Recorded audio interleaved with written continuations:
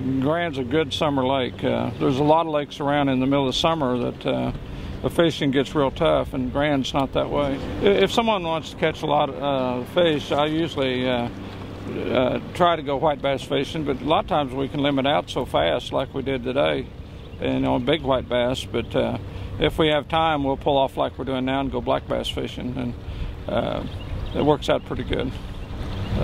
Today we just used a jig and spoon. We could have caught them on a grub too, but just find them on the locator, and they'll hang around in the summertime like we're doing. They'll hang around the mid-lake humps in just huge packs, you know, ready to chase that. And a lot of times you'll have your limit in an hour, and like I say, the size is going real good, and they'll start surfacing pretty quick too, so we can catch them on topwaters, which people like to do that. If we can catch them right, we can catch, well, a couple days ago we caught 75 keepers, which was an exceptional day. Yesterday on a 4-hour trip, we white bass fished and caught about 25 keepers.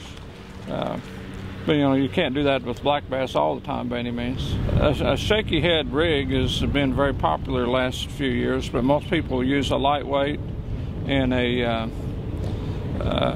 real skinny worm, which is, and just throw it out there and, you know, just jiggle it around. I'm more successful using a heavier weight with a Senko type bait, and especially one that's being designed by Gene LaRue now, and just dragging it. Just as long as you can drag through rocks on the bottom, you don't have to work it, and I think you'll catch more fish if you don't work it, as long as you're dragging the bottom. Well, of course, the deeper that you fish, the slower you got to move it to keep it on bottom. But just finding little breaks and rock piles are the key.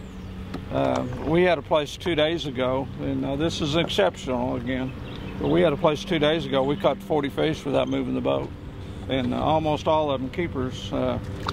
Nothing over 4 pounds, but that's almost like white bass fishing. It's a heavy quarter. If you use any lighter than that, you can't keep in contact with the bottom. You want something that you can fish up to about 15 feet and drag it on the bottom. And the key is dragging it through rocks and cover.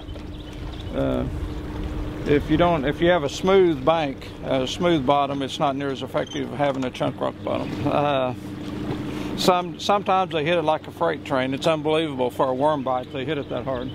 But a lot of times it's just a dead weight on there, or you notice your line swimming sideways, or just a little tick. Anything that doesn't feel right, set the hook. It takes a little bit of getting used to coming through the rocks to tell the difference between just dragging it through a rock and a bite. But the best way to learn on that is just get a few bites, and then you can tell.